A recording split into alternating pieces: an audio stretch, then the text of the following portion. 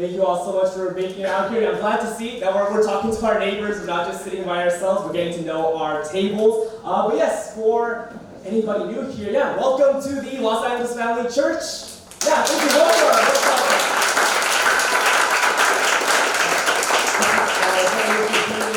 Together with Caleb Maupin from the Center of Political Innovation. So if you're with me, thank you for coming.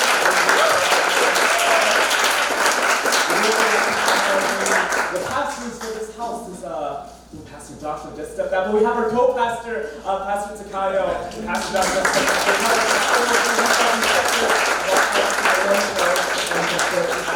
Caleb Maupin up here in the front. We can maybe just give him a round of applause.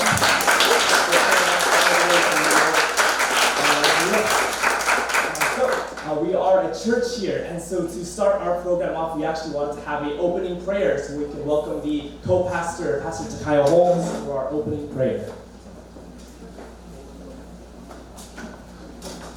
Please join me in prayer. Our most beloved Heavenly Parent and true parents, Heavenly Parent, thank you so much for allowing us to gather here this evening, Heavenly Parent. We may all come from different backgrounds, and we may be of different race or culture or where we live, but Heavenly Parent, it doesn't matter because we are all here as one family. Heavenly Parent, we believe that all people can come together, united as one, and we are all from the same origin, so we can bond together as brothers and sisters. We can listen to each other, we can understand one another.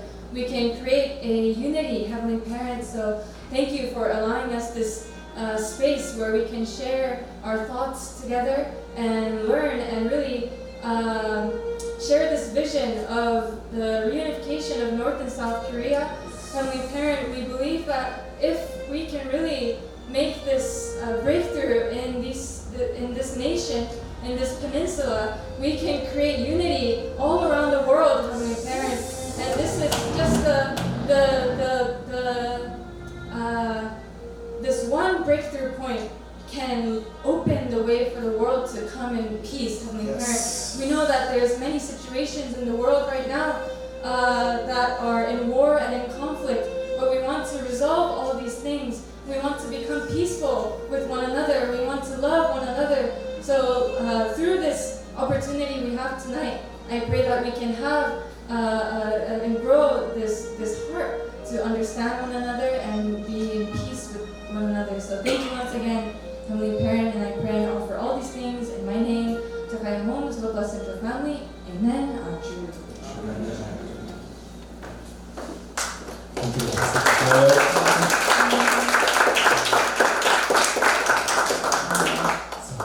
I forgot to introduce myself. My name is Mikuni Tamura. I'm just a student here and a proud member of Los Angeles Family Church. So that's what I'm here for. But yes, to welcome everybody here and to share as to why we are here. We are here for our program, the North and South Korea Unity Symposium of Removing the Line. So we have a very clear topic of North and South Korea reunification. Our purpose here is that this event together can be a means for a greater sense of unified passion and support for the unification of North and South Korea. And so we all believe that unification can only take place in this coming center on a place of true love with one another, starting with those right next to us. And so that's actually exactly why we're here gathered as the Unification Church and the Center for Political Innovation. So that together we can create a brotherhood centered on true love, and we can be ever more passionate for North and South reunification.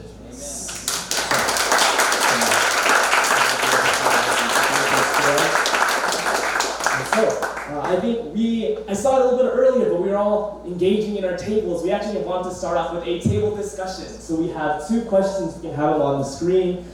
Simple questions, just simply saying, why are you here today? As well as what are your thoughts and feelings towards unifying North and South Korea? So if you haven't already, please introduce yourself to your tables. But have a great time getting to know one another. Okay, you guys are done. Give your neighbor a high five. Tell them thank you so much for sharing. You guys have more opportunities to share about the program. Give them a high five. Show them high five, guys. High five, your neighbor. All right, so thank you everyone for engaging in discussions and getting to know one another just a little bit more because we're getting real close because next we're going to be singing together. So actually this song has actually been, the lyrics have been written by Dr. Hak Jahan Moon, we affectionately call Mother Moon. She wrote the lyrics particularly for the peaceful reunification of North and South Korea, and she's a North Korean refugee herself, and so I'm sure we can all feel her heart through the lyrics. So if you can all rise, make something new, let's all sing together. The song is called Unites into One. English or Korean? English. English. That's gonna be easy, right? Do a little bit easier.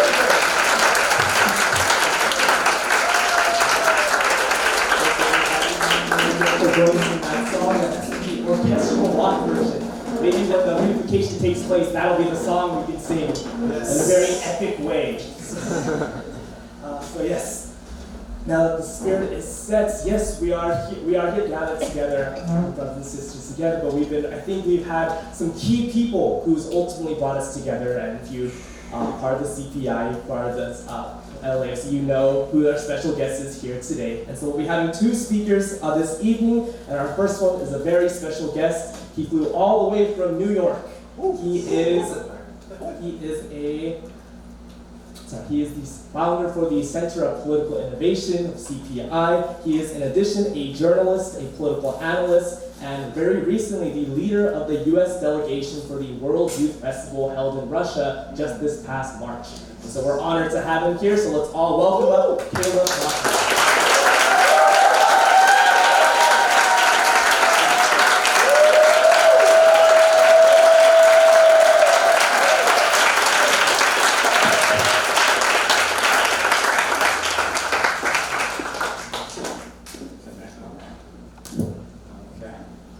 Welcome, everybody. Why don't we take this opportunity to stand up and stretch a little bit? All right. Stretch. Get yourself comfortable.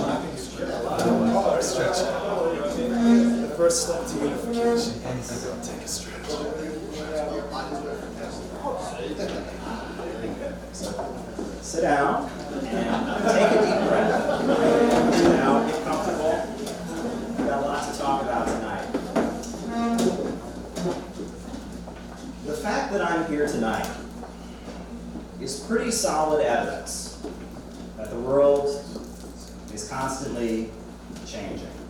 Yes. And the fact that I was invited here tonight is pretty solid evidence that the world is constantly changing. Change can be scary. Change can be uncomfortable. Change can be frightening. But I've learned that if you want to find peace with the universe, you have to embrace it. You have to see the change as an exciting opportunity. I've often said, today's Friday, and I do not know what tomorrow will bring. But every Friday in my life has been followed by a Saturday. But I do know that the Saturday that comes after this Friday will be unlike any other Saturday that has ever existed before. And the Sunday that comes the next day will be unlike any other Sunday that has ever existed before.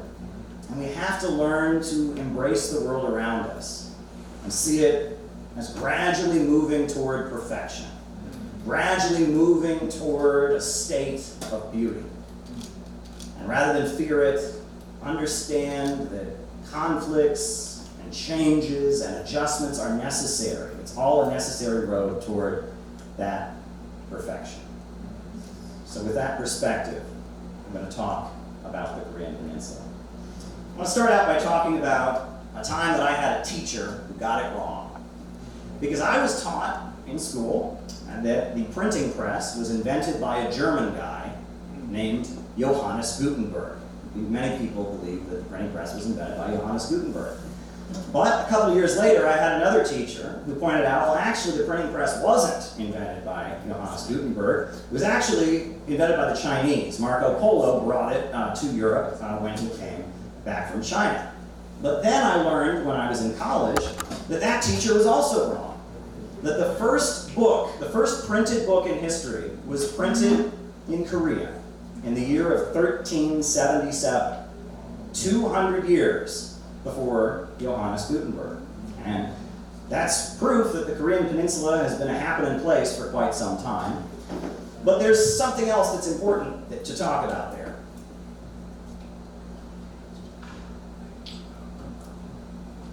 The other thing that's important to talk about is there's a reason that people remember Johannes Gutenberg and the printing press in Europe. And that's because when Johannes Gutenberg started printing indulgences for the Catholic Church, and he started printing the Bible, that was a huge game changer. Because suddenly people had access to information in ways they had never had it before. People started reading the Bible for themselves. Newspapers became available. Mass printing enlightened people in a way they had never been enlightened before. And that gave birth to all kinds of changes. You had the Protestant Reformation. You had the eventual revolutions that changed the course of history. You had the emergence of the modern world. And a change in access to information brought about a change in the course of world history. And that's very important because I think the time we're living in right now is an age where access to information is also being revolutionized. With the internet now, and social media, information is available in ways that hasn't been available before. And people are connected in ways they haven't been connected before. And people are listening to ideas they haven't heard in ways they have never done before. And that's why tonight I would like to urge people to remember something that it can be hard to remember, which is that there are two sides to every story. There are two sides to every story, and we forget that. And often the way we hear things, especially when we talk about countries like North Korea, we hear a very one-sided version of events, and it doesn't even occur to us that there's another side of the story. But if we look at our own history as a country, at a time when we were divided, we can see that there's two sides to that story. One of the most famous and beloved Hollywood movies is Gone with the Wind. Has anyone ever seen Gone with the Wind? It's a beloved, famous Hollywood movie, and it's about, Miss Scarlet. I do declare, Captain Butler, them Yankees is coming down here and ruining everything. It's horrible, it's horrible. If you sat down and you interviewed Miss Scarlet about the Civil War, she would tell you her perspective. And she wouldn't be lying to you. That's how she saw it. But if you interviewed the slaves, they would have a very different perspective on the events. And we look at the fact that, just recently, a few years ago, there was a riot about a Confederate statue. There are two sides to every story, and the way people view conflicts is largely based on where they live, where they came from, what town they grew up in, who their family was. And that if you want to bring peace in the world, you have to recognize that there's another side to these stories. There's another side to these conflicts. Before I ever got interested in communism, when I was just a small child, my family hosted a student, an international student who was going to a nearby college, who was from Bulgaria. And this guy was, in his 20s, he was attending the university, he was not a communist. And I said to him, naively, I said, is there anyone in Bulgaria who still believes in communism? And he looked at me and he said, absolutely. He said, my grandfather. And I said, wow, how could anyone believe in communism? Communism is just this horrible system and all of that. Why does your grandfather believe in communism? And he said, well, his grandfather had survived the Second World War. And after the Second World War was over, his grandfather was a young man, and the new government that came to power in Bulgaria got all the young men together and mobilized them to build roads. Bulgaria had never had a network of paved modern roads. So all the young men from the country got together and they were given uniforms and they went from country to remote villages, to the countryside, and they paved the roads of Bulgaria. And his grandfather remembered this as the best moment in his life because he was working with people his age. He was seeing different parts of the country he'd never seen. In every little town and village they went to, people applauded for them as heroes. And he felt this spirit of unity. They were rebuilding the country. It was going to be a new Bulgaria. The war and the pain and the trauma was over, and it was a new day. And that's why, even in the 1990s, this student's grandfather was a huge admirer of the Soviet Union, a huge admirer of Stalin, because he lived through that. And that experience was his experience. And one thing I must say is that we take that for granted here in the West. We take for granted the fact that we have paved roads. We take for granted the fact that we have electricity. We take for granted the fact that we have running water. But in countries that have never had that, in countries that have never had literacy, that have never had electrification, these things are a pretty big deal. If you went from never having electricity, never having running water, never having access to education, to suddenly having it, that's going to be a huge, huge change in your life. And if you look at communism in the 20th century, it was largely countries that were underdeveloped, breaking out of the dominance of other countries economically and developing, and paving roads, and building power plants, and building modern university systems. And that is important when you want to understand what happened on the Korean Peninsula, and I'll tell you why. In the 1990s, after the fall of the Soviet Union, things were very, very bad in North Korea. There was a food crisis. They needed petroleum, gasoline to run their tractors, and they couldn't get it. And their food system came to a grinding halt, and people were starving to death. And it was an absolute disaster, and it was a very, very bad time. And many international observers looked on and they said any other government in the world would have collapsed under those circumstances. But if you look at today, the Korean Workers' Party is still in power. They're still in power. And the grandson of the founder of North Korea, Kim Il-sung, his grandson, Kim Jong-un, is the leader of the country. And if you look at the fact that they got through a huge crisis that they now call the arduous March period in their country, where people were literally starving to death, where their food system came to a grinding halt, where electricity was limited, where things were that bad, but yet the government of North Korea did not fall, you have to acknowledge there's a lot of people who feel very, very loyal to the Korean Workers' Party. And I'm going to tell you some of why that is. And my source for these statistics is the country study published by the U.S. Library of Congress. The U.S. Library of Congress publishes a country study of every country in the world. And these statistics come from the U.S. Library of Congress's country study of North Korea. Between 1948 and 1990, the life expectancy of the average person in North Korea increased by 30 years.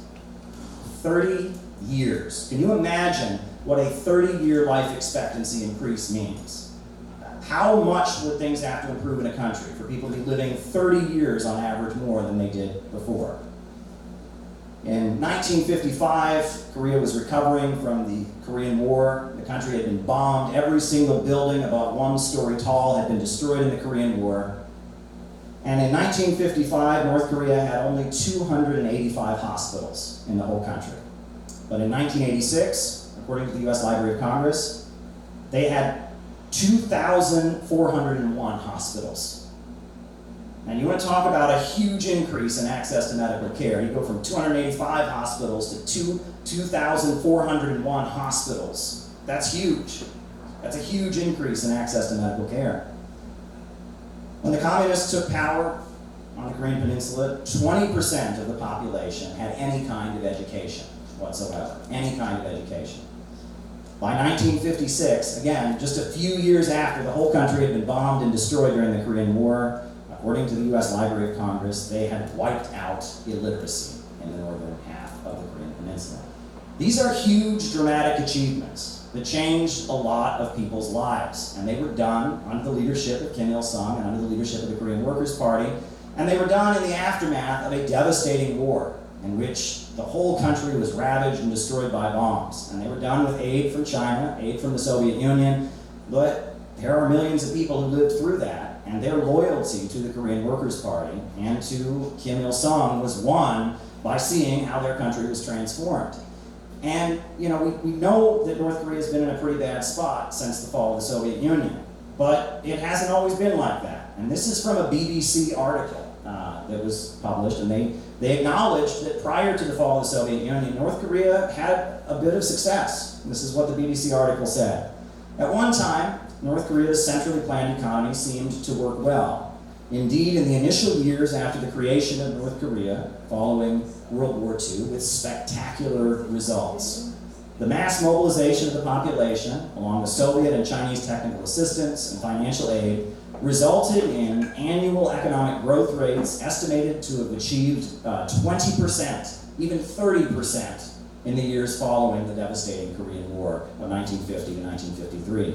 And as late as the 1970s, this is BBC, South Korea languished in the shadow of the economic miracle north of the border. And throughout the 50s and 60s, North Korea was building a huge steel industry. They were building huge modern power plants and electricity, and the country was rising up.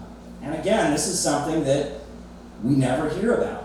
But these are changes that made a difference in people's lives. And if it wasn't for the fact that millions of people's lives were very largely transformed by the Korean Workers' Party, they would have collapsed in the 1990s. Another thing that's worth pointing out, since we're talking about North Korea, is we all know that back in the 1960s, there was the Black Liberation Movement here in the United States. And since some of the recent awareness that's been raised of Black Lives Matter, we're starting to acknowledge things like the murder of Fred Hampton. We're starting to acknowledge how Dr. Martin Luther King was harassed by the FBI and sent a letter urging him to commit suicide. Well, at the same time that the American government was hunting down and murdering and terrorizing Black revolutionaries, North Korea was supporting Black revolutionaries. And in fact, the Black Panther Party was welcomed to North Korea with a huge parade as heroes. And the Black Panthers, they had a relationship with many different governments around the world, but for some reason North Korea was a government that they had a particularly close relationship with. If you look at old issues of the Black Panther newspaper, they got Kim Il-sung's face on the front page, and Black Panther leader Eldridge Cleaver, when he fled from the United States, he moved to North Korea. One of his daughters was born in North Korea. Actually, one of the communist groups I was around years ago, they had a copy of the complete works of Kim Il-sung in their office. And I asked them why, and they were in Detroit, and they said, well, in the early 80s, when the Black Panther Party of Detroit closed down their office, all their stuff was out on the street, and there was the complete works of Kim Il-sung, because they'd been in the Black Panther Party office. And so we took it, and that's why we have the complete works of Kim Il-sung in our office. This is important to acknowledge, and that in North Korea, there are a number of Africans from various African countries where there were civil wars and conflicts who fled to North Korea. There are a number of Arabs and Palestinians living in North Korea. And we don't hear about these things in American media, but North Korea has a record and reputation of solidarity with other countries. In fact, Senegal, when they built a monument to their independence. They hired North Korean architects and engineers to design it. And there's this beautiful monument in Senegal, you should go look it up, to the independence of this African country, built by North Korea. And these are things that we're not made aware of in the United States. But I want to talk about nuclear weapons. because I think it's important to understand why North Korea has nuclear weapons. Because generally the version of events that we're given about why North Korea has nuclear weapons is that, well, Kim Jong-un is crazy and he wants to murder us all, and so he's got nuclear weapons so he can threaten to murder us all. Well, that's malarkey. That's not the case. So, first of all, let's talk about the fact that in South Korea, there are, at this point, I want to get the number right, yes, there are 28,500 US troops. Now, how would we feel if in Mexico there were thousands of troops from a country that we consider to be hostile or an enemy in the United States? Let's say there were 28,500 Russian troops in Mexico. Let's say that there were 28,500 Chinese troops in Mexico. How would we feel about that? But it's not just that those US troops are there. Every year they do this war game, this provocative drill. And what the provocative drill is those 28,500 troops and all the airplanes and tanks and missiles and helicopters and jets, they march them all right up to the line. And they say, well, it's only a drill. Don't worry, guys. It's just a drill, just a practice. And they do this every year. Now, can you imagine if, in Mexico there were 28,500 foreign troops, and every year they marched all of them right up to the border to practice invading the United States. And they said, don't worry, guys. It's just a drill. It's just a drill. Well, we'd be wondering, which year is it not going to be a drill? That's what we'd be wondering about. It's a little bit of a provocation. And that was one good thing that Donald Trump did, is he suspended those drills. They paused while he was president of the United States, and that's one thing I give Donald Trump a huge amount of credit for. I think it's an applause.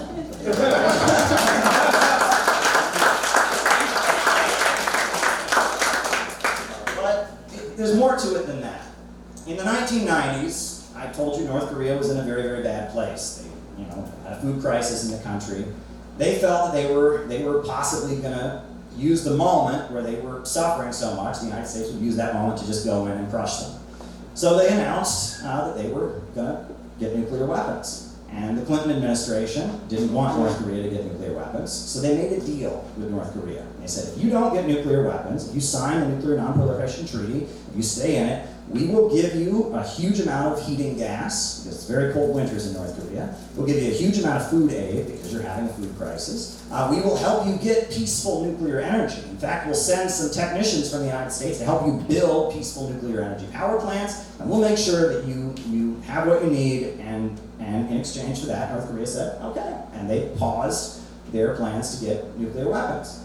And they got some food, and they got some heating gas, but then the US Congress cut off the funds for the deal. And so North Korea waited. And the US Congress continued to not fund the deal. And then Bill Clinton was out of office, and George W. Bush was in office, and they waited, and the food wasn't coming, and the gas wasn't coming, and the peaceful nuclear energy power plants weren't being built. And then we all remember George W. Bush. 9/11 happened. And then George W. Bush got up in front of the country after 9/11, and he said, there's an axis of evil. There's an axis of evil in the world. And who did he name? He named Iraq, Iran, and North Korea. And at that point, North Korea said, oh, okay, I guess we're not getting what we were promised in exchange for not getting nuclear weapons, so we'll get nuclear weapons. And that's why North Korea has nuclear weapons. And if you look at it and you look at the chain of events that led to that, you can understand why they've acquired nuclear weapons. I believe that North Korea will eventually give up its nuclear weapons, and I'll be talking about that later, but I think they will give it up. But certain things will have to happen before they do that. But it's also important to point out, North Korea wasn't the first country on the Korean Peninsula, the first government on the Korean Peninsula to seek nuclear weapons. South Korea had a nuclear weapons program for quite some time. And South Korea was starting to acquire nuclear weapons. Now, who was the biggest opponent of South Korea acquiring nuclear weapons? Well, you'd think it'd be North Korea, right? Well, North Korea certainly wasn't in favor of it, but the United States was also very opposed to South Korea developing nuclear weapons. Why? Because if South Korea had nuclear weapons, then they wouldn't need those American troops there now, would they? Nuclear weapons are for us Western colonizers. It's for us white countries. We're the ones that get to have nuclear weapons, right? And, if South Korea had its own nuclear weapons, then it wouldn't be reliant on the United States. And all the military corporations that make lots of money by having U.S. troops in South Korea would lose out. And South Korea would be more independent, and it could have more independence economically. And the role of the United States in Asia and its ability to dominate the Asian markets might decrease. And the United States basically twisted the arm of South Korea in 1975 into signing the Nuclear Non-Proliferation Treaty. However, it's now been revealed, it was revealed in 2004, that South Korea continued its nuclear weapons program after signing the treaty. And throughout the 1980s, up until I believe 1986, they were doing nuclear weapons research. And in violation of the treaty, they were looking to develop nuclear weapons of their own. But it's also important to point out that the leader of South Korea, who was trying to develop nuclear weapons for South Korea, Park Chung-hee, he was somebody that the United States brought into power, the United States had supported, but it looks like the United States pretty well turned against. He died under very mysterious circumstances that are still to this day not explained. He was having dinner with the head of the Korean intelligence services, and the story is that there was an argument or something, and the head of the Korean intelligence services shot him, and then the head of the Korean intelligence services was summarily executed before ever stating his motive. So it's very mysterious, but it's also important to point out that at the same time that Park Chung-hee was, being hated by the United States in the lead up to his murder, the Carter administration launched what it called the Koreagate investigations, dragging all kinds of Korean businessmen before congressional committees, accusing them of being foreign lobbyists. And actually, this church was a target of the Koreagate investigations, and a lot of the demonization of this church began during this very time. And that goes to show you that even South Korea is not really respected by the United States. It's very much viewed as a colony. It's very much viewed as a playground. In 2016, I got to go to a press conference that Donald Trump did at the old post office in Washington, D.C. And I asked Donald Trump a question about Russia. And he responded, and in his response, he started talking about Korea. And he said, why do we have all these troops in South Korea? What's the deal? Half my TVs are made there. They don't need our military. I thought that was pretty wild. That was a pretty wild thing for Donald Trump to say. But it must be pointed out that for the majority of time, since the end of the Second World War, South Korea has not been a society with free elections. It's not been a democratic country. It's been a military dictatorship. You first had the military dictatorship of Syngman Rhee. You then had Park Chung-hee. You had military rule in the 1980s. And even today, they have in South Korea something called the National Security Law. And the National Security Law is a very vaguely written law that has been condemned by Amnesty International and Human Rights Watch that basically says if you do anything that's interpreted as being supportive of North Korea, you go to jail. And in 2012, there was a case of Park Jong-gun, and he was arrested and imprisoned because he had a Twitter account, and he was a comedian. And he retweeted some tweets from North Korea in what he thought was a joke. And they arrested him, and he was facing years in prison. And the New York Times and others covered it. It was an outrageous case, but 2 years in prison for a tweet, well, that's how these laws could be interpreted. Anything that could be interpreted as supporting North Korea is illegal in South Korea. And that's why whenever I see these polls about South Korea, I have to question them. And that's why whenever they have a human rights hearing about North Korea in South Korea, I have to ask a question, because if your country has a law that says you can't say anything good about another country, how can you have an objective human rights hearing about that country? It's under duress, right? If all the testimony that people give has to be one way, because if they speak the other way, they go to prison, that's not a fair human rights hearing. And there were many people at the United Nations that said the UN should not be convening those human rights hearings about North Korea and South Korea because you're not going to get accurate testimony. That's testimony under duress. That's worth pointing out. And that, South Korea is coming to terms with some of the very ugly things that happened in that society during the Cold War. Right?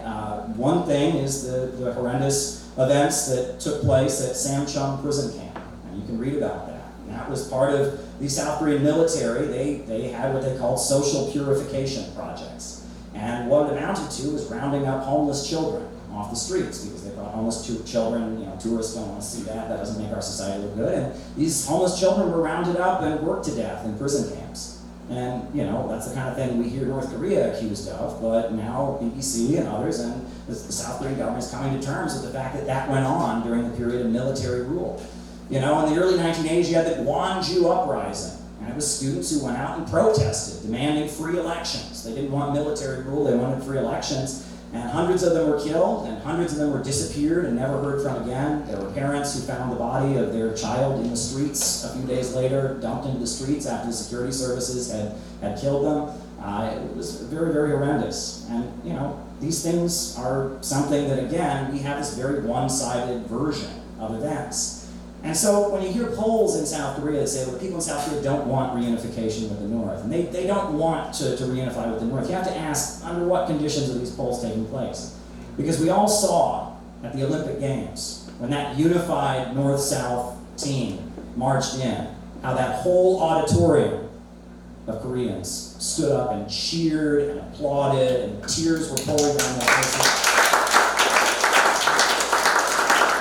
To me, like there's some sentiment for reunification on the Korean Peninsula. That's what it looks like to me when I saw that. But I wanted to also, in my remarks here, I wanted to talk about a topic that I think is of particular interest to our audience here tonight, which is Christianity in North Korea. Because this is something that, again, we don't hear much about. And I want to first point out that, to be a Christian on the Korean Peninsula during the period of Japanese colonialism was a defiant stance, because Japan occupied Korea on the basis of Asian identity. And to be a Christian was to be in defiance of the Japanese occupiers. And there were many Christians who heroically resisted Japanese occupation. 1919, you had the White Robe movement, where thousands of Koreans put on white robes, and they went out and peacefully marched against the Japanese occupiers and were gunned down in the streets. The Japanese occupiers then burned a local elementary school that had nothing to do with the protest, just to retaliate against the Korean people for that peaceful demonstration. And one of my favorite writers is a woman named Anna Louise Strong. She's an American journalist born in Nebraska, and she wrote a book called In North Korea. And she visited North Korea in 1949 as North Korea was being formed, as the Democratic People's Republic of Korea was being created. And there's a section in that book called Churchmen Leading Figures. And it has some information in it that I think is going to be surprising to some people. She writes, the two highest figures in the North Korean government, after communist Kim Il-sung, are two Protestant preachers. Vice President Hyung Ki-do is a Methodist minister, while the secretary of the committee, Kang Lang-uk, is a Presbyterian minister. And both of them still preach on Sundays to large congregations, and they attend to government business during the week.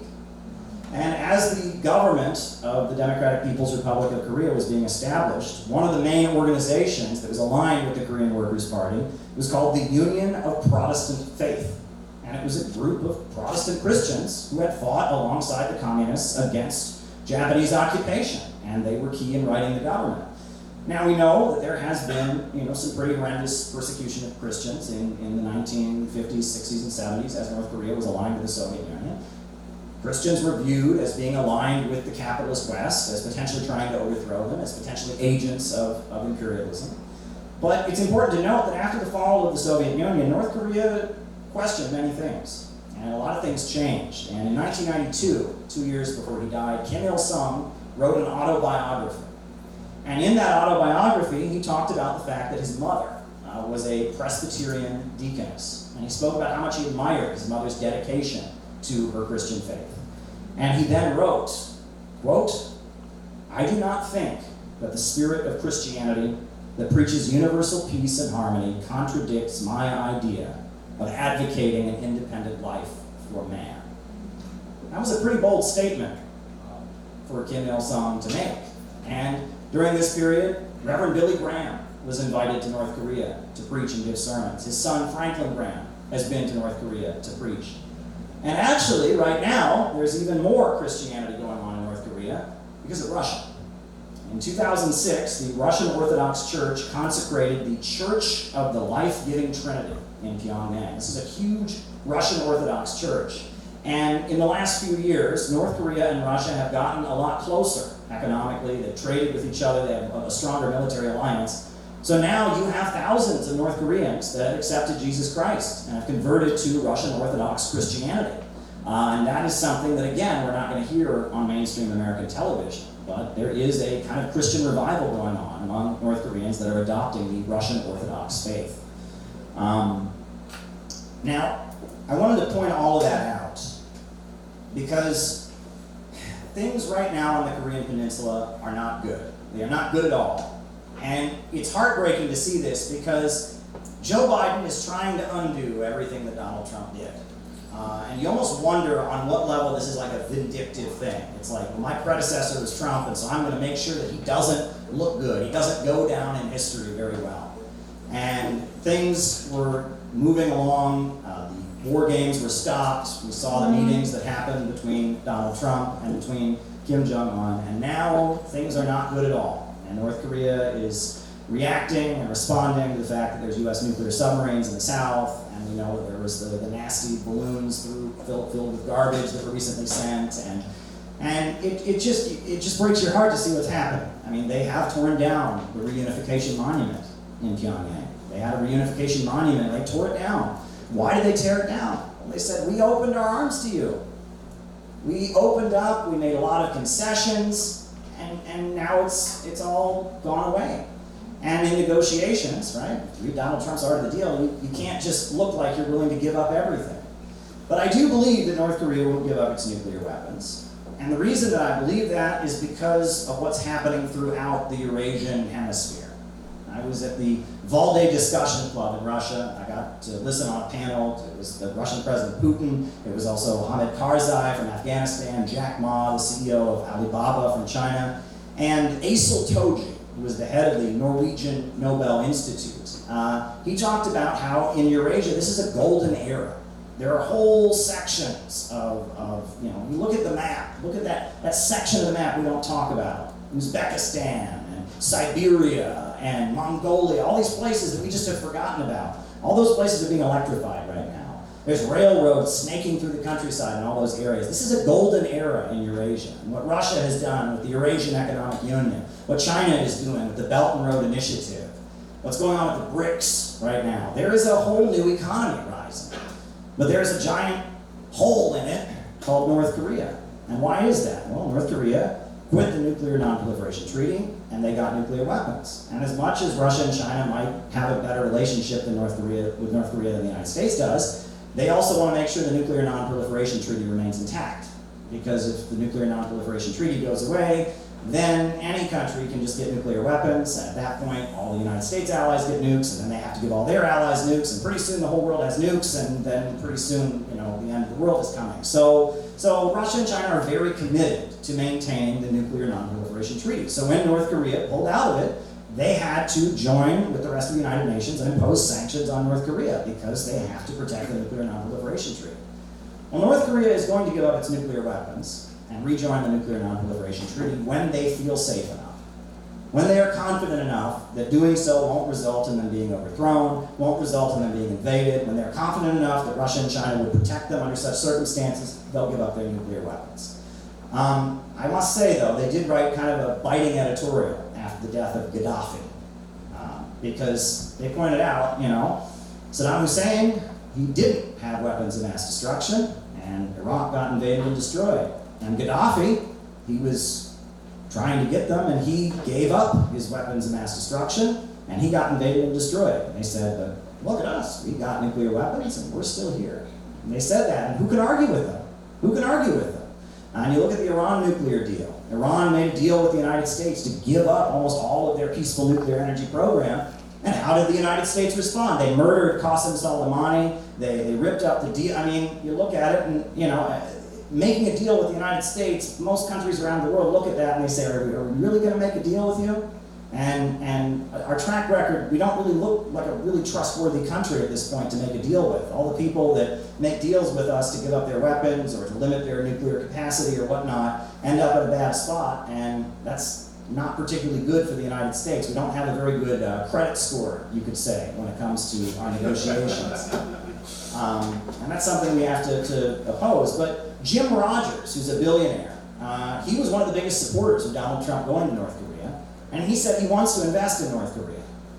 And the reason he wants to invest in North Korea is because when North Korea gets out of the situation it's in, when they get back in the Nuclear Non-Proliferation Treaty, it's going to be a bonanza. It's going to be an explosion of economic growth. Because North Korea, because of the sanctions, is already making its own cell phones in-house. They have to make their own cell phones. They can't import cell phone technology, so they make their own cell phones in North Korea. And those mountains in North Korea are full of minerals. Minerals that 10 or 20 years ago were worthless, but are now very valuable because of the computers and computer chips and smartphones. In addition to that, most people in North Korea can speak more than one language. It's a very educated country. And there is billions of dollars to be made when North Korea opens up. And I think the reason that Donald Trump went to North Korea, and I think the reason Jim Rogers is so excited, is because they're hoping that when North Korea opens up, it's not just Russian companies and Chinese companies that make some of that money. They're hoping that some American companies get in on that. Some American companies can make money in the process. And I think they're right. I think it's just downright foolish to not have American companies get in on it. But I want to talk about something that happened recently that I saw, and it just disappoints you, because there are forces that are just so determined to keep Korea from being reunified. I don't know if folks saw, but there was a 10 or 11-year-old girl in North Korea. She went by Yumi, and she started a YouTube channel. And this YouTube channel, I learned about it from CNN. Because CNN ran an article about how scandalous it was. North Korean propaganda YouTube channel started by a 10-year-old girl. And they ran this scandalous piece about it. Well, I watched the channel. One of the videos is about her favorite popsicles, the popsicles she likes to eat. There's another video of her going fishing with her grandpa. There's another video of her going to the water park that she and her friends all like to go to. And CNN was like outraged. How dare YouTube allow this channel to exist? And they eventually took her YouTube channel down. And they took the YouTube channel down, and the reason that they gave for taking it down is they said that her YouTube channel had a, quote, positive bias toward North Korea. And I'm looking at this, I'm like, what was she supposed to do? Make a YouTube video about my country sucks? You know, I mean, it's like, this is ridiculous. And then some people say to me, well, Caleb, they're trying to say that North Korea is a paradise. They're trying to say North Korea is a paradise. That's propaganda. No, they're not trying to say North Korea is a paradise. What she's saying is that if there's a war, we're people too. That's what they're saying. And she's saying it's not just a 24/7 military parade like we see in American television. Every time they show North Korea on TV, what do you see? I say countdown. I say North Korea, and then two to 3 seconds later, you see a bunch of guys marching around like this, right? We think North Korea is just a 24/7 military parade. But there's real fathers there, there's real daughters there, there's real mothers, there's brothers, there's sisters, there's children, there's families. And if there's a war, real people are going to die. And that's what her YouTube channel was trying to say, and we need messages like that on YouTube.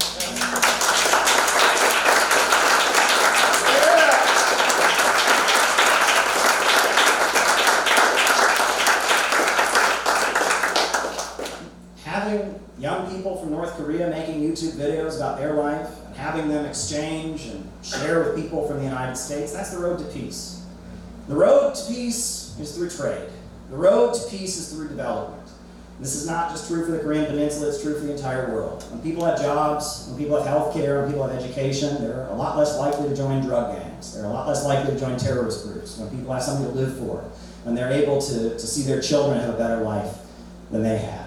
And that so much of the way we were taught about North Korea in the United States is extremely biased. So I wanted to end my remarks for tonight by quoting from Dr. Martin Luther King Jr. And Dr. Martin Luther King Jr., he was the great civil rights leader in the United States, and shortly before he died, he gave a speech at Riverside Church in New York City, opposing the Vietnam War. And if you have an opportunity to go listen to or read the Beyond Vietnam speech of Dr. Martin Luther King Jr., it's one of the most powerful and moving speeches, so much packed into one presentation. But in the speech, this is a quote from the speech. He said, "These are revolutionary times. All over the globe, men are revolting against old systems of exploitation and oppression. And out of the wounds of a frail world, new systems of justice and equality are being born. The shirtless and barefoot people of the land are rising up as never before. The people who sat in the darkness have seen great light. And we in the West must support these revolutions. That was Reverend Dr. Martin Luther King Jr. And I think if he was alive today, he would say the exact same thing, because these are revolutionary times. The people who lived in darkness are seeing the light, and the shirtless and barefoot people of the world are coming together to see more justice and equality. And there are millions of people here in the United States that are very unhappy with the way things are going, and the fact that we spend so much money on militarism, while 27 different states in this country are unpaving the roads. I don't know if you know this, but in 27 different states, you have municipalities that can't afford to maintain paved roads. And so there's actually a machine called a reclaimer that pulls up the asphalt and pulverizes it. And where you used to have a paved road, you have a dirt road. Now, I never pretended to be a Nobel Prize winning economist, but if we're going from paved roads to dirt roads, we have a pretty big problem in our economy, I think. And at this time, I think a lot of Americans are wondering why our government is so committed to sending weapons all over the world, and yet it lets this country fall apart. Now, who here is part of CARP? Woo! CARP is well represented in this room. I want to tell you, you guys, CARP is awesome.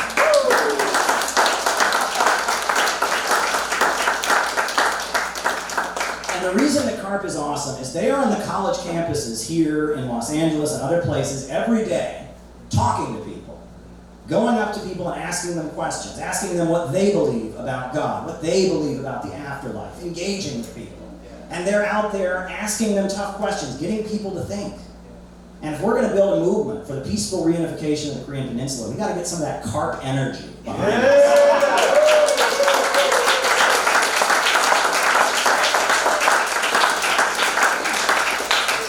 I'm serious. It can't be an online movement. It can't be a retweet movement. It's got to be an in the streets movement. And we've got to find people who are looking for answers, people who want to learn the other side of the story. We've got to engage with them. And sometimes that's uncomfortable. And sometimes that's awkward, but it must be done. It must be done. So I want to thank everybody for the invitation, and I guess I will conclude my remarks here. So thank you very much.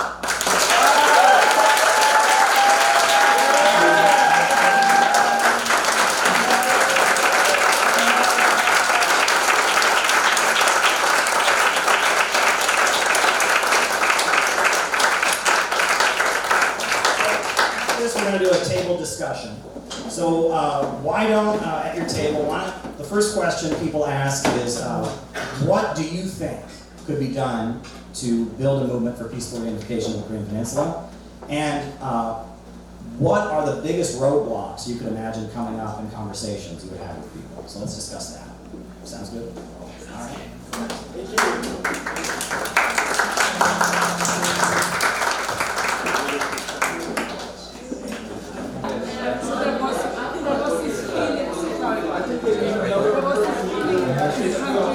I think there's a breakup too. Thank you guys. Thank you for discussing. You get their attention. You can give them a high five.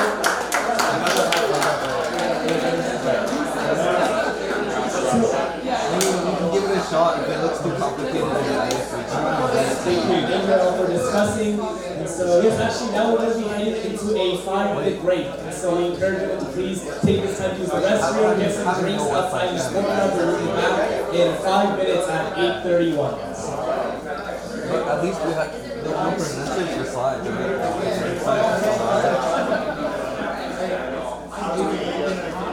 Alright.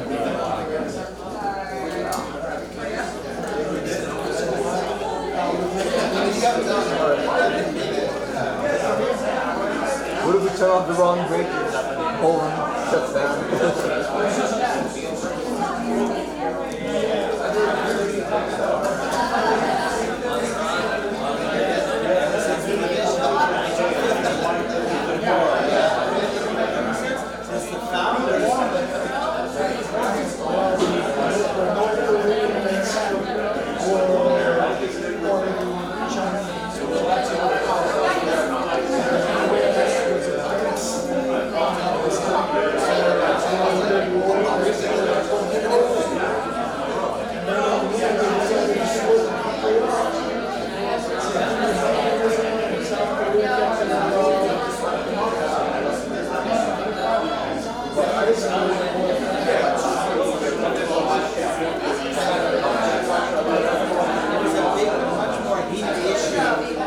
50 years ago, when people had relatives they hadn't seen for 20, 30 years, they couldn't even talk to them. And now it's the younger generation is less worried about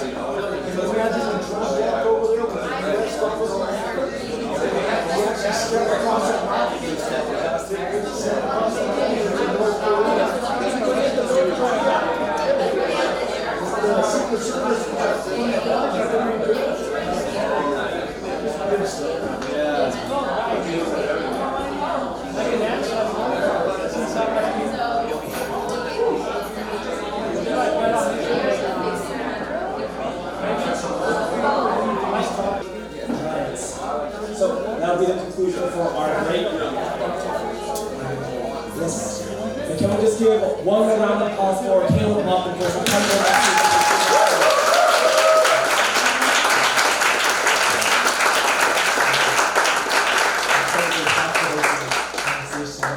From just overhearing some of the conversations, we went very deep and very rich. So thank you so much for the message. Moving forward, we now have to actually watch a video before we get into our second speaker. This is actually a video that's been made that showcases the personal invitation of the Supreme Leader Kim Il-sung inviting Reverend Sun Myung Moon. And so in 1991, during this time, Reverend Moon was invited to go to North Korea. This is right after he came to visit. She was able to speak personally with President Gorbachev of the Soviet Union in the 90s, a very turbulent time. But he, as a religious leader, being invited to North Korea, it shook things. And so we can see the contents of that meeting, and I guess the heart that Father Moon had as he went to North Korea. Once again, he's a refugee from there, so it's his first time being back in 30 years. Turn attention to the screen.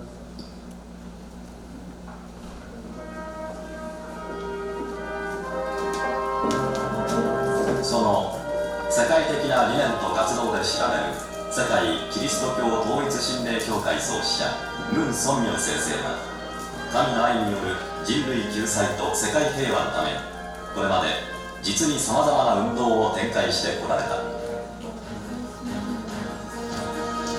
特に共産主義問題の解決、青少年の道徳的大敗の克服、またキリスト教をはじめ各宗教の調和と統一を大きな目標とされ、許し、愛し、団結せよという終生の信条をもって多くの基盤を確立された。1976年、アメリカ建国200年を祝う首都ワシントンにおいて、ムン先生は50万人の観衆に向け、アメリカと神の御胸と題した熱いメッセージを伝えた。そして次はモスクワであると宣言。神なき宗教を誇示する共産圏にこそ、その結実となった1990年4月、モスクワにおいて世界言論人会議を開催。ムン先生はゴルバチョフ大統領との会談を実現された。そこでソ連が変われば世界が変わると、ソ連の再建について宗教を通じた精神復興の大切さを強く訴えられた。さらにムン先生は1991年8月、今日までの多分野にわたる国際活動の集大成ともいえる世界平和宗教連合と世界平和連合を創設された。このことにより世界人類全体が一つの家族として生きていくための中心的な世界組織を築かれたムー先生は今、神と人類救済の使命を全うする最後の峠を越えようとしている。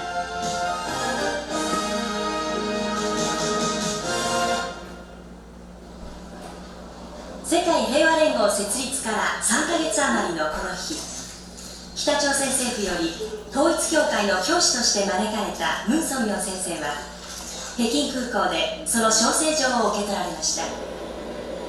そしてキム・イルソン主席の差し向けた特別機で平壌へと向かわれました。この招聘状には2つの特徴があります。その一つは、この招聘状はお堂様を統一教会の教祖として招聘したということ。これは大変なことであります。それからその招聘状は副総理の名前でサインをされました。なかなかこういうことはありえません。この度は北朝鮮の最高機関から主席、そしてその国務総理、そして副総理、この最高部の者たちが誠の皇后様を招聘したその責任者であるということ、これもまた意義深いものであります。そしてこの度北朝鮮での誠の皇后様の歓迎、接待というものは今までこの世界のどの国でもあったことのなかったそういうような本当に低調なる最高の国民としてまたは国家元首として国家元首に並ぶの歓迎を受けられます。これはまた珍しくもあり涙ぐましくもあり、これは本当に歴史的であります。ムン先生一行は木蘭館招待所においての歓迎晩餐会に招かれました。そしてユン・ギボク委員長と第1回目の会談を持たれました。約30名、ユン委員長を前にするその代表者30名を前にして、お父様は報告された内容を基盤にして哲学を説きました。それは神中心の哲学である。それは公欲思想である。それは誠の愛の思想であります。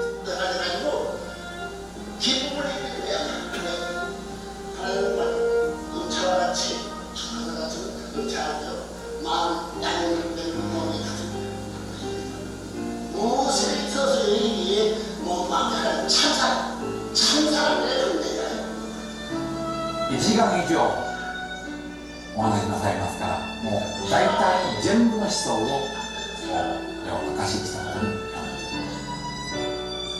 す。もうユン委員長を中心とした北朝鮮の原始者たちは唖然として顔が真っ青になるような、何とも言うことできない圧倒的なお父様の誠意に対して何も言うことができませんでした。最後まで聞くしかありませんでした。もっと驚くべきことは、最後にお父様は神なくしての思想ではできない、神なくしての思想では統一されない、統一祖国の思想は神を中心として神をはべる思想だけでいけない。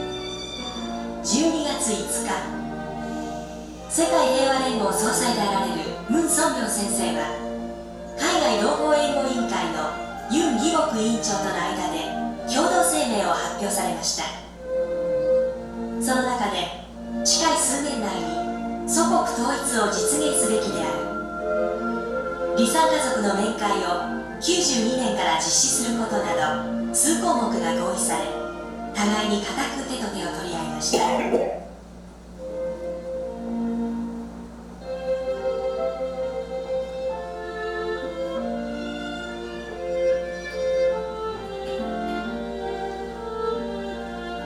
声は聖域の資格でない、ただセベリアン、プライベートのただのその訪問のお客さんとしては、歴史にこういうことはなかったでしょう。12月6日、ムン先生がかつて収容されたことのあるフンナム収容所近くのマジョン主席公館において、キム・イルソン主席との歴史的会談を実現されました。それは南北統一の成業を成し遂げる一年で生きてこられたムン先生にとって、またそれを見守り続けてきた神にとって、まさに待ちわびた瞬間でした。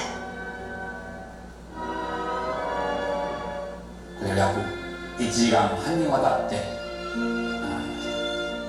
ここで金日成主席は歓迎の辞を述べ、だいぶお父様が話されました。本当の祖国統一の熱望、それを理解と和解と協力と統一、こういう順番によって持っていくということ、そして統一は平和的主体によってなされる。その間にその金主席は全面的に協力する、こういうことを中心とした語り合いというものは、これは1時間半独々とお父様の国を愛するそのお父様の姿勢、その神を愛するお父様の姿勢、そして統一を念望する、絶々と統一を願うお父様の正義たちに、金日成主席は敬意を表すばかりなく3回にわたって拍手をしました。新聞に大きな写真が出ることはめったにないということであります。上司を見ますと、このお父様が金日成主席の手をしっかりと握っている場を見ることができるのでございます。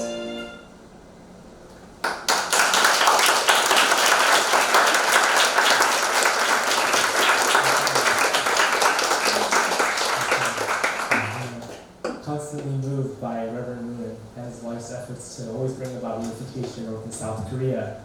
Actually, that encounter with Kim Il-sung and Father Moon is actually such a touching moment. If you saw in the video, when they first greet each other, they don't shake hands, they actually go for kind of a bear hug. Kind of just grabs them. And that is security guards must have been really on guard.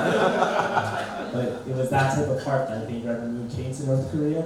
The heart centered on brotherhood, and I think centered on love, that he really wants to meet with Kim Il-sung. And so we really applaud his efforts. So yes, 30 years later, his wife can still continue on and still not giving back. So with that, we would like to now move on to our second speaker. He is the co-pastor for the Los Angeles Family Church. Y'all please help me welcome Pastor Joshua Morris.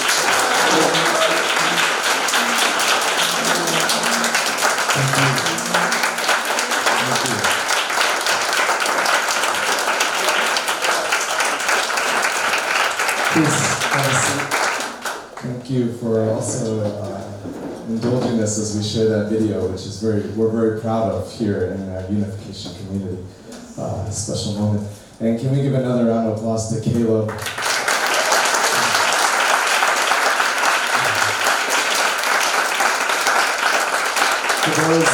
For those wondering, I met Caleb in Manhattan, New York City. So we were assistant pastors there at Manhattan Family Church. And Caleb came in looking very similar to how he's dressed now.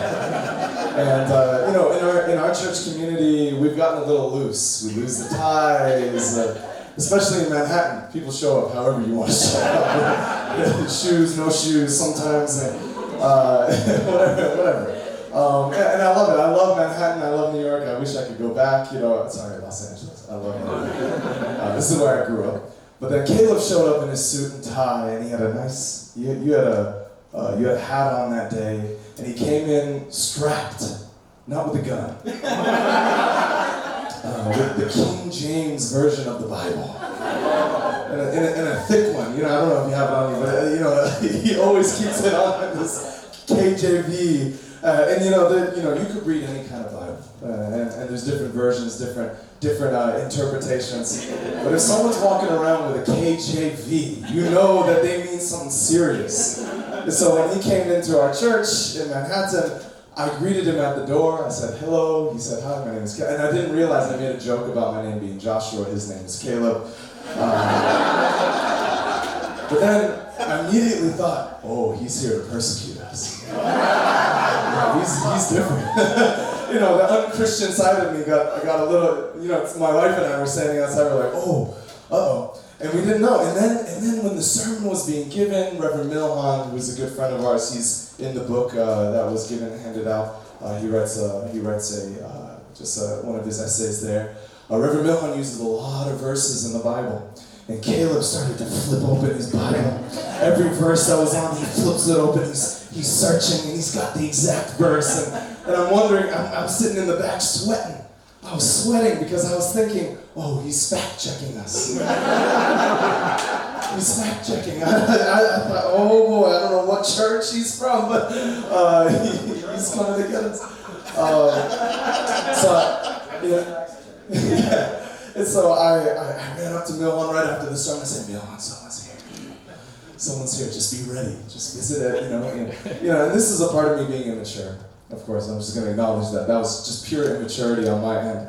And maybe the aura of Caleb's presence intimidating me. And then Milhan came, spoke to you, and found out that we are on the same page. And you weren't fact-checking, you were just enjoying the sermon.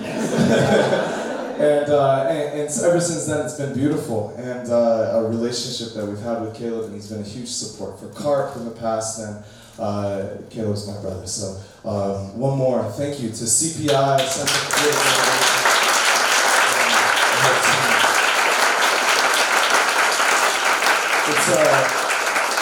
It's a blessing to meet you all and receive you here at Los Angeles Family Church. And I hope that for those that are in Los Angeles, this isn't the last time that we see each other. Please invite us to whatever you're into, and whatever we're doing, we're happy to engage you as well. And we have a unifying purpose. And that purpose, as was shown in the video, has been a purpose we've held on to for many, many years. And my parents' generation that joined this movement together with Reverend Sung Myung Moon, Dr. Hak Jaha Moon, who we affectionately call Father, Mother Moon, or true parents in our church community, they've taken on this task that they have a purpose to unite North and South Korea. That is their calling. And they feel that they're uniquely positioned to do so. We believe that God has somehow called Father and Mother Moon for that purpose. And we know that it's possible. We believe. So a lot of us think we're crazy. A lot of people in the world think we're crazy. Why? We've recently started partnering with the Los Angeles Galaxy soccer team with an event we call Peace Cup, which you're all invited to at the end of the month. And I heard Caleb's thinking of coming. And what we do is we play sports for the sake of the reunification of North and South Korea. So you can imagine, yes, whatever it takes. And our motto is literally whatever it takes, whatever it takes. So we'll go into sports. We are very inspired by Dennis Rodman. We're very inspired that there could be a man in America who could pave a way, and however you may feel about his hair color, fantastic basketball player, or however his ethics were on the court, off the court, and if you saw the documentary, this man somehow garnered the respect of the leader of North Korea, who watched him playing as a young boy, and made a way and played a basketball game with North Koreans there. And he brought a bunch of his NBA stars to come play with him. And they were put under huge scrutiny. They were challenged deeply. Some of those people walked away, the NBA superstars. We met with one of the friends of one of them. And he was saying, I don't really want to get involved with this. Because my friend got publicly really chastised for this. But I find it to be very courageous that someone would try to show what Caleb shared just a moment ago, that there are people in North Korea, and however you may view the leadership, the people are people. Which means in my community, we say that they are God's children, and they should be treated as such, with that level of honor and respect and necessity That is the essence of humanity for us. Our ideology is very simple. To become one, centered on God. That's what we believe. If anyone ever asks, what do you guys believe? We believe in two becoming one, centered on God. And the implication there is that if we are all children of God, and we all can then turn to one another and love each other from that point of view, then we unite and we build something that is bigger than what we were individually. That's key. And we build that into the realm of our understanding of what family is all about, and to become one, centered on God. And it's with God's love that we can do that. So you can imagine with us, we're going into the LA Galaxy soccer team. Our team back there, Sister Nancy,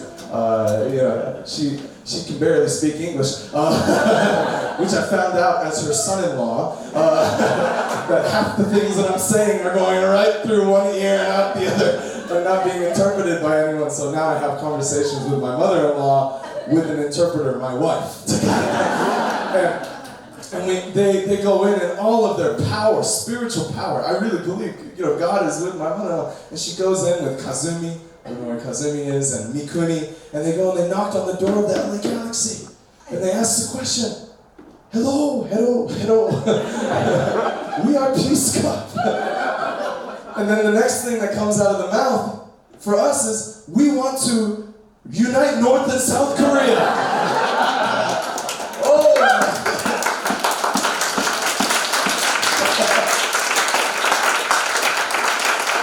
And you would imagine that some people would think, you're crazy. You're a crazy person to think and believe in peace being possible. And the public opinion is exactly as Caleb was describing, a misunderstood opinion of North Korea. And actually a misunderstanding of Korea in general. And we take our young people to go to Korea every single year. That's our trip. And we invite you to it. If you have any young folks, or if you're young, please come with us to Korea and experience it firsthand.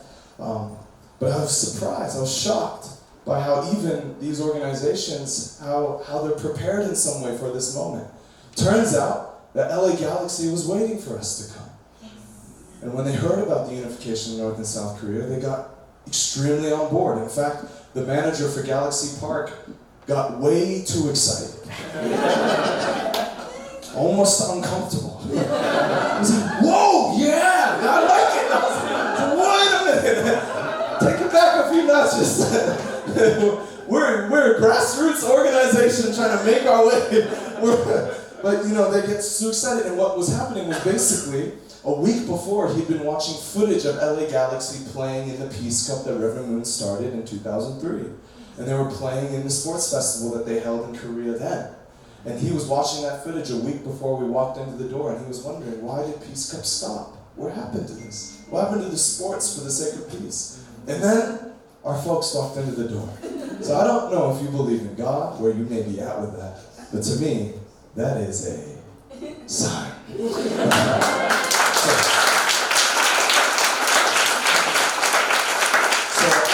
I intend to not share too much more. I really just am happy that we're together. This is really important that our organizations or our just different faces interact with one another. I want to see a raise of hands. Some of our brothers and sisters here used to live in Russia and were sent on mission to Russia by Reverend Moon to help with developing education there. So if I can get a show of hands, who was a part of that initiative? Wow.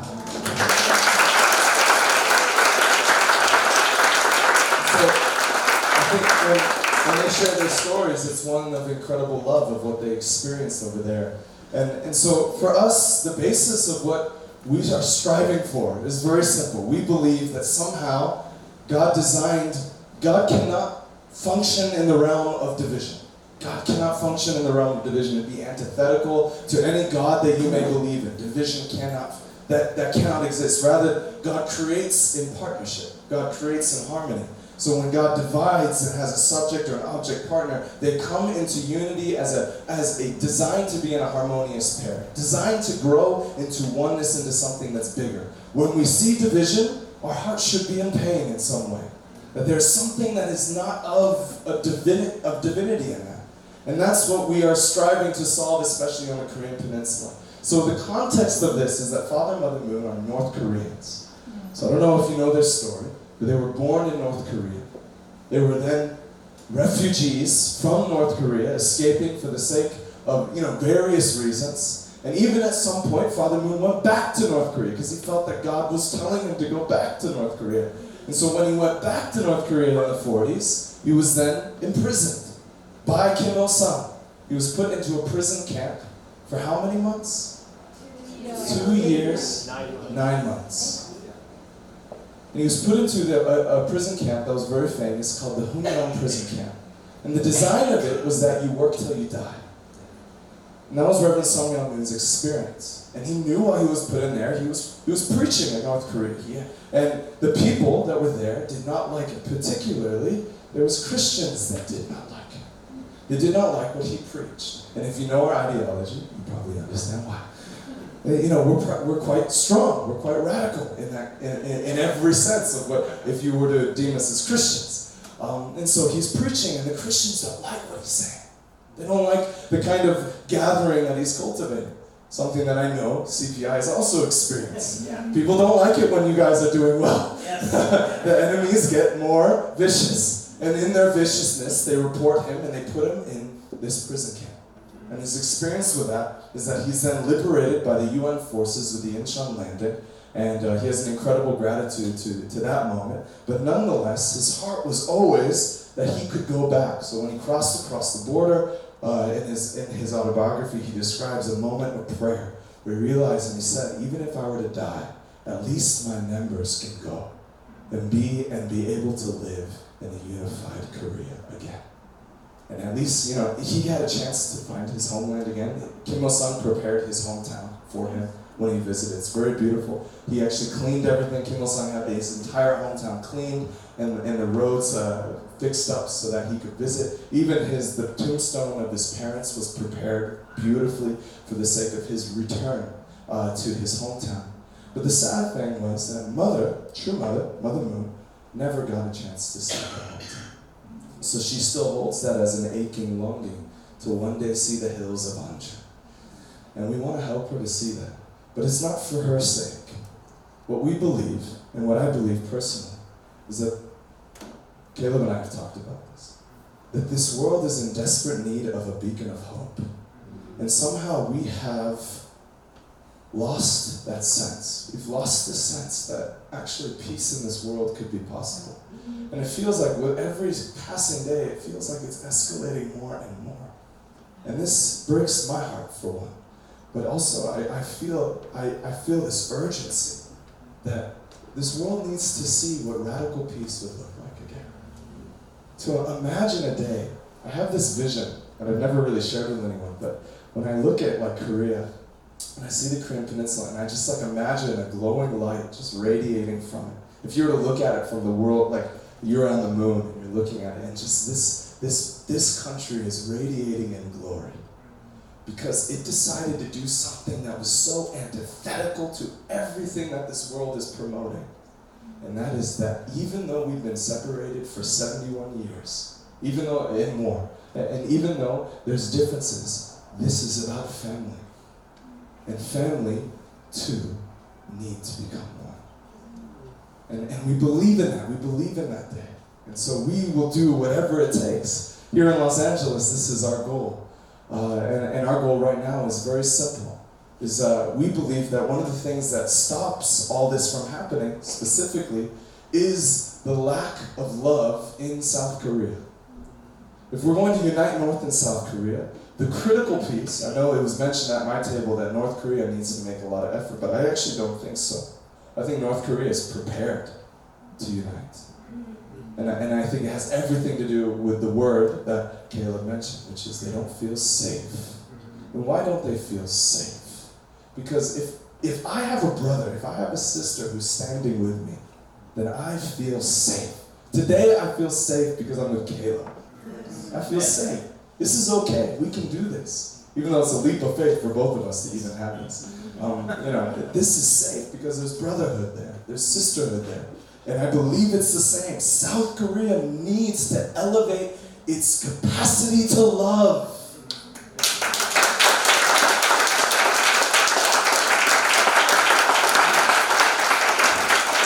And this is great concern. She's concerned for Kim Jong-un too. She has her, her criticisms of the way that things are being led, surely. But her greatest criticism and encouragement is that the South Korean people need to unite with a vision of unity again. And that the Christian love that helped South Korea to be what it became, to allow that to blossom again, to actually practice what is being preached in all those churches. If you go to Korea, everywhere you turn is a different type of Protestant church that's there, that you can walk into. Why can't that Christian love be revived? That's the kind of thing that I think is essential, and I think South Korea needs to see it. They need to see it, especially from America. America can demonstrate that kind of love, and it will mean something to South Korea. So for us, our goal, and call us crazy, but we want to host this sports festival in North Korea. That's our goal. We know that there's a travel ban, and it is our prayer that is lifted so that we can host a sports festival in North Korea. And we want to show the world that these are people, and that God's love flowing through us can conquer any barrier. And I believe that can be incredibly convincing for South Koreans to be willing to support unity again, to have that kind of love. So that's our dream, that's our hope. And I'm grateful to Caleb because he comes to provide a perspective that actually most of our community is not used to hearing, right? We're not used to hearing. And it's essential for us because, family, we need to know what we are loving. We need to discover that love. And I think it's through the joining of different minds that we're able to grow in that way. So I want to thank you all for coming, and I'm very grateful that we can have this moment all together. And I encourage you to please join us end of June. We're going to have our Peace Cup here locally. Our goal is just a stepping stone to getting to the dream, which is to host Peace Cup in North Korea in 2025. And I hope we can do that together with CPI. So thank you so much. God bless you.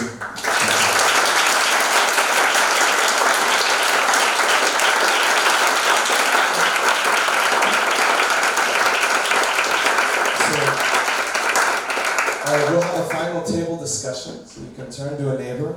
And I guess all I really hope is that you guys can share just what you feel, if it's God, what God is calling you to do. If God is still something you're navigating, that's fine. What do you feel your original mind, your heart is calling you to do in relation to North and South Korea unity? So you can take a moment with one another before we close out. It was a little bit of a shorter discussion.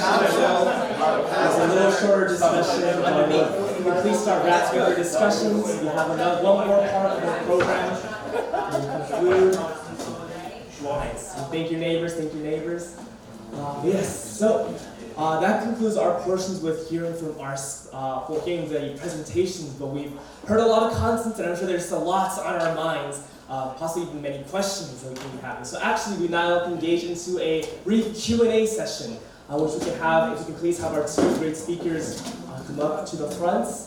And if there's anybody from the audience, we have a mic in the audience.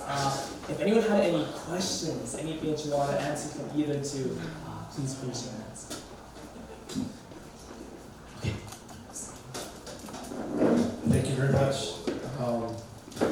My question is actually to both of you. So I'm actually Muslim, but I feel very comfortable here in the presence of all of y'all.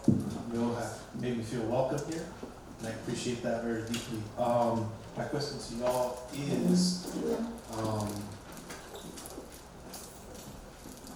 do you think that perhaps doing, for my part, like I was speaking to my colleagues here about doing grassroots type of advocacy, like I can go to a mosque and talk to the imam, talk to fellow brothers and sisters there about what your mission is as a unification church, as uniting Korea as one. Would you see that as a good approach? Whoever. Just to clarify, it's to share about this kind of activity of North and South Korea unification to an imam, Yes. whether that is a good idea. Yes. I did it the other day. I visited an imam 3 weeks ago, and I shared about North and South Korea unification and Peace Cup and whatnot, and it was received very, very well. And they're coming end of June. So that gives me a little courage. I find that it's actually a powerful way to determine if someone truly has a righteous heart. Is if you can communicate a vision of peace and if they respond to it. It doesn't mean it's, oh, they're not righteous, but it actually is a powerful way to capture if that's someone you want to work with. Just be direct. Thank you. I just wanted to add, last March in New York City, Reverend Milhan Stevens, who runs the Manhattan Family Church, organized something called the New York City Peace March. And it included a number of the most prominent rabbis, imams, and pastors in New York City. And what we did as CPI, and this was just after the Rage Against the War Machine rally in Washington, D.C., is we had a rally of our own in Union Square, and we marched our crew of about 30 or 40 people up to join the New York City Peace March. And it went very, very well. And we had a great rally, and we had people marching together and engaging with each other, and it was very, very beautiful. And one thing that I will give the Unification Church a huge amount of credit for is the amount of interfaith work that they do. They know all the imams, they know all the rabbis. And I will say that some of my friends in Russia were particularly moved by that rally because one of the speakers was from the Ukrainian Orthodox Church, which is currently being persecuted in Ukraine at this moment. They accuse it of being a front for Russia or something like that. So the fact that a minister or a priest from the Russian or Ukrainian Orthodox Church was able to speak really meant a big deal. It was really important to some of my friends from Russia that took place. And I also do want to take this moment to highlight the case of the Yahoo 3 right now, because these are three activists from St. Louis and from Florida, St. Louis, Missouri, St. Petersburg, Florida, that have been indicted by the federal government as Russian agents for their peace activism. Their trial in federal court in Florida will start on September 3rd. And if they are convicted at that point, it becomes illegal to be a peace activist. So anyone who's concerned about world peace should be paying attention to the trial of the Yahoo 3. It's probably the most important legal case in the United States right now. Just want to throw that out there. Thank you very much. I don't need a microphone, I'm pretty loud, so I can speak loud. For the video. Super loud. How you doing? So I was wondering, every single time you take a look at some of the objectives or the goals, you'll see at the top of the list when it comes to removing the line, unifying North and South Korea, you'll see the reunification of Korean families being at the top of that list.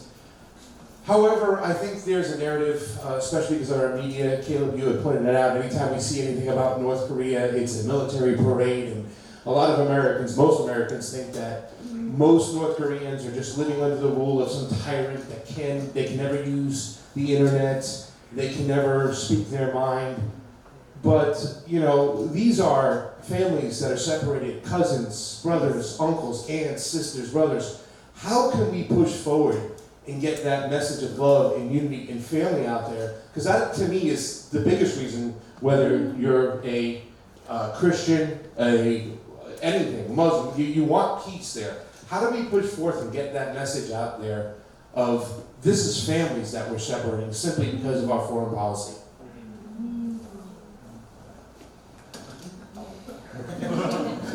Well, I think things like this YouTube channel that was taken down are very important because we have to show the world that the North Koreans are people.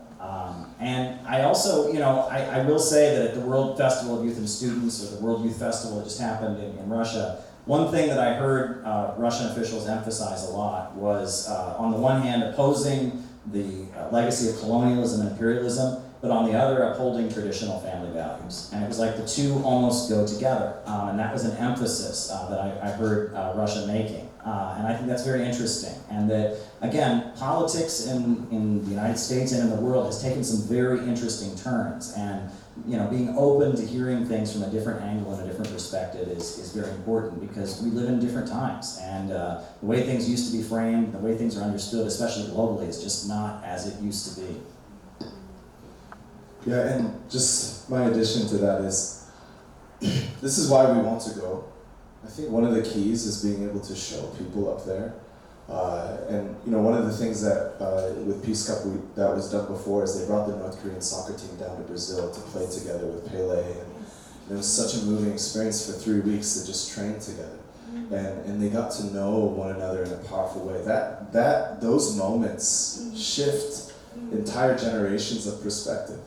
And I think we can do an amazing thing with media coverage as well, which I know is key to be able to show that to this world. So that's why we're so adamant. I don't know if it's possible if we can't go there and show and actually demonstrate that.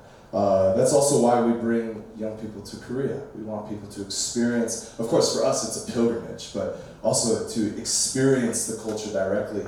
It changes our perspective of these people and the importance of the family ties that are there and the root of the history that makes Korean culture.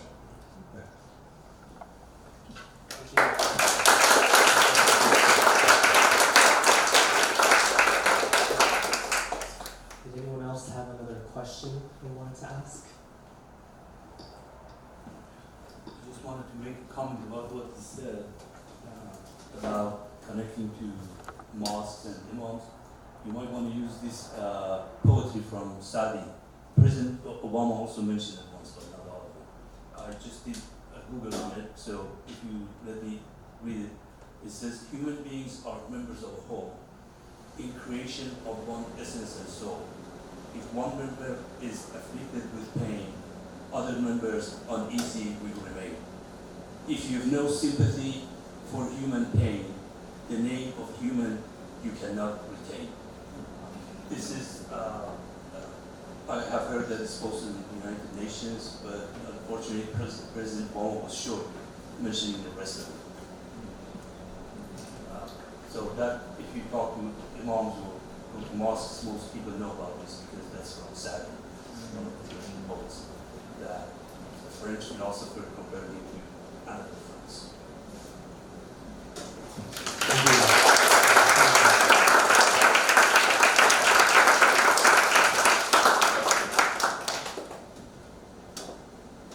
Anyone else like to ask any question?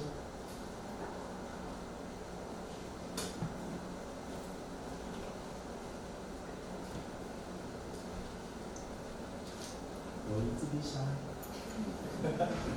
You want me to ask another question? I can do that real quick. I have another question.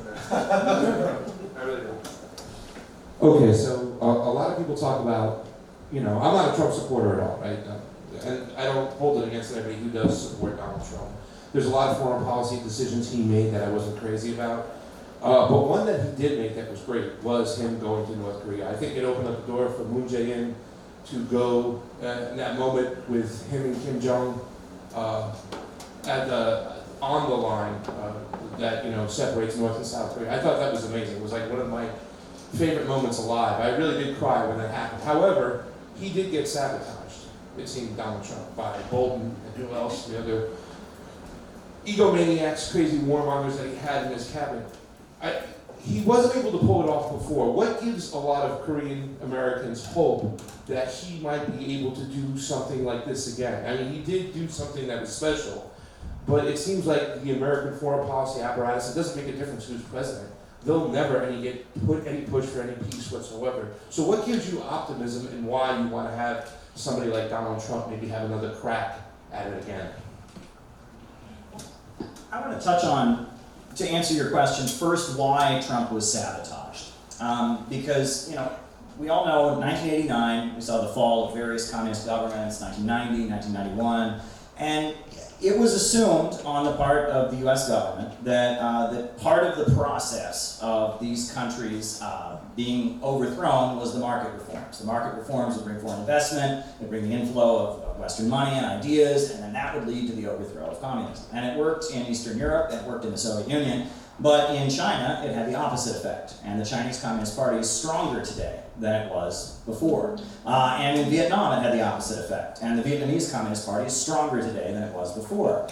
And there is a fear that if they can have a big moment of economic expansion in North Korea, that will make the government of North Korea stronger.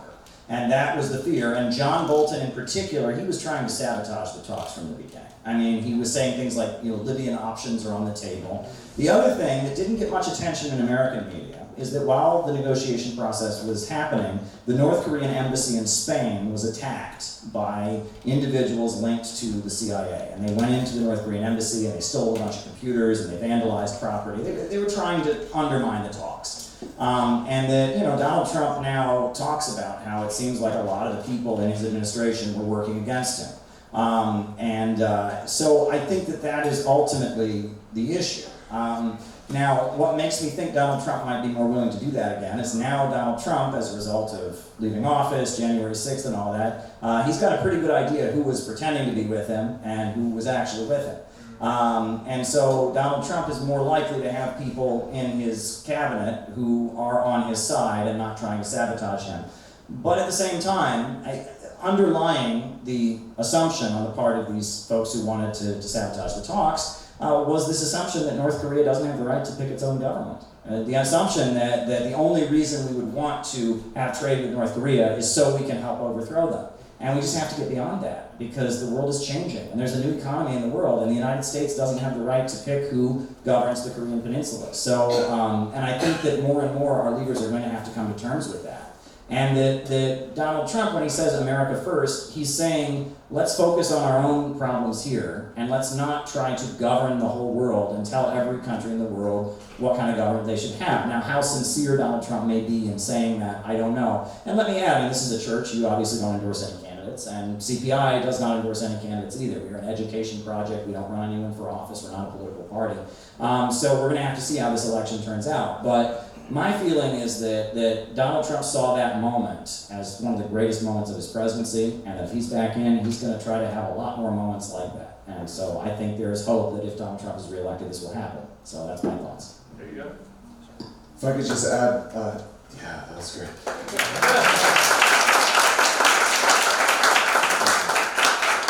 Yeah, just so everyone's clear, for those that are new, I say this often at church as Unification Community, Family Federation, we do not endorse any particular candidate for this upcoming presidential election. I actually believe whoever ends up becoming the president is the one that God will be forced to use, whoever it may be.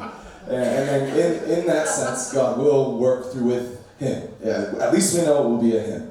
Right, so as of now, unless something radically changes. And the key thing for me, just for me, one critical aspect for us is Mother Moon has been given permission by Kim Jong-un to come visit North Korea. She's been given explicit permission to come, but she doesn't take that yet. She hasn't done it yet, and the reason she hasn't is because she believes that she needs South Korea on her.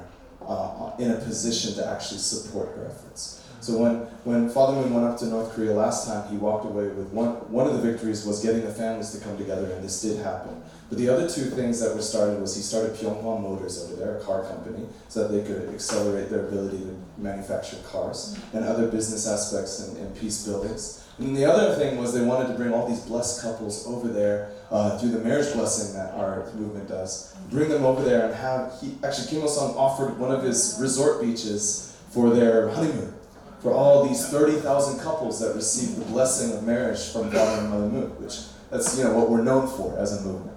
But all of that fell through because South Korea did not want it to happen. The government intervened. And so all of that ended. So even though if Mother Moon were to go, and she doesn't have the support of South Korea, then it doesn't work. And so from our perspective, we believe it actually has to come from in-house. South Korea and North Korea need to figure this out. We can inspire them as the American government, maybe we can make a way for it, but North and South Korea are going to unite by Koreans. Yeah. The key is Koreans. They have to love each other. And I believe Mother Moon can help with that, but we really have a lot of work to do with South Korea. So whatever president can help us with accomplishing that would be huge. And America's effort to love North Korea speaks volumes for South Koreans. Awesome.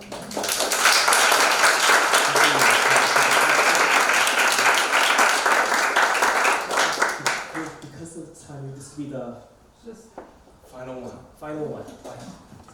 Actually, I just want to give a comment.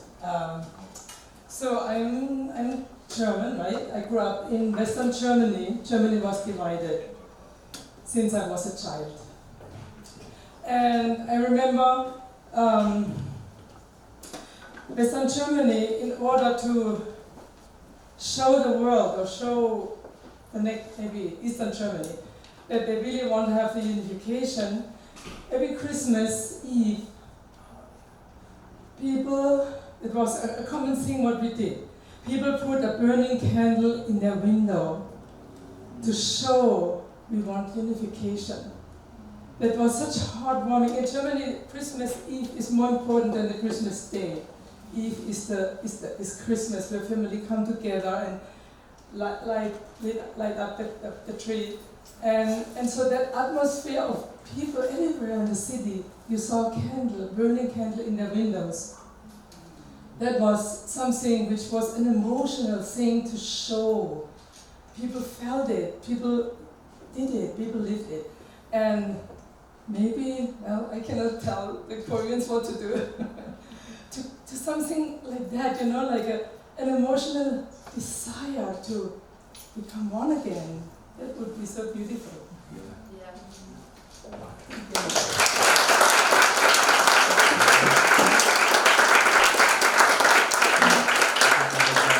Beautiful note to end upon. So we thank you, Joshua and Kayla, for the Q&A.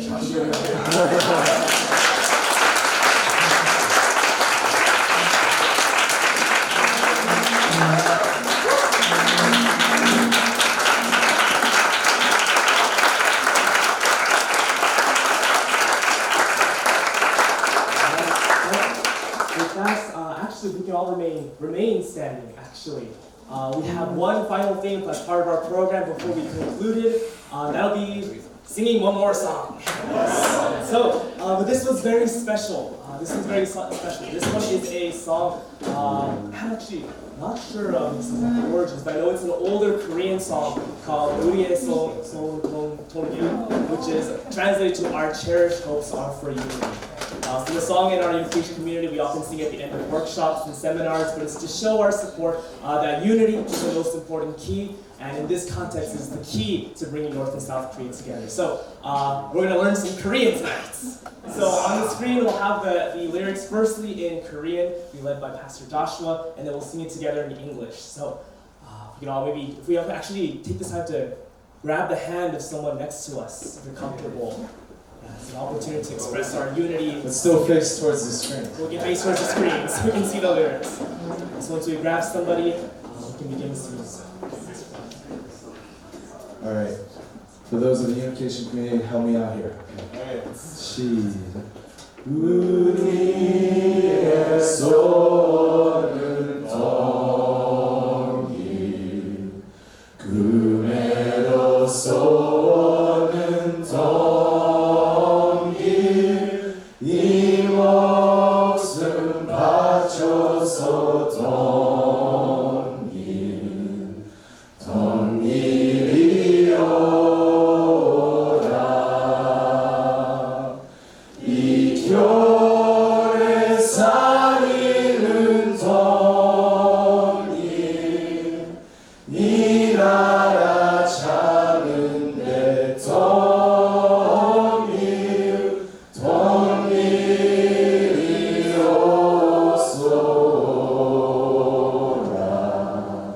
동일이오라. In English. Our cherished hopes are for unity.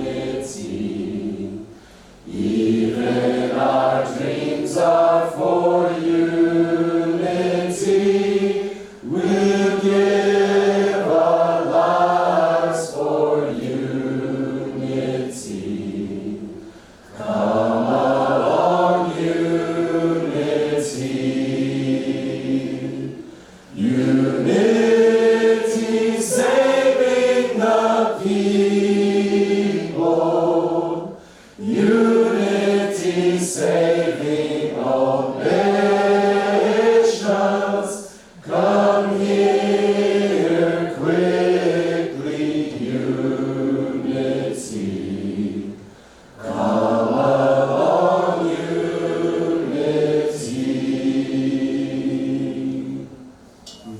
Thank you.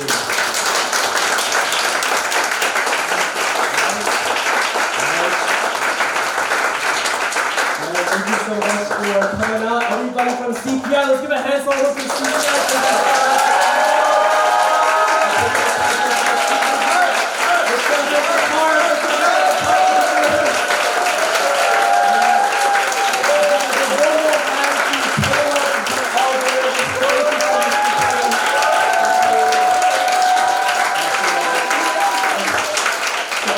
We don't want this to just end here, but we want to continue the relationships, continue what we started here. So please come to Peace Cup, get connected. So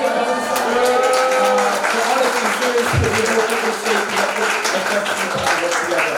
And so to wrap up our night, we want to take one final group photo, and that'll be it. So this is our cameraman, Kikuchi-san. Just grab a seat. Just grab a seat.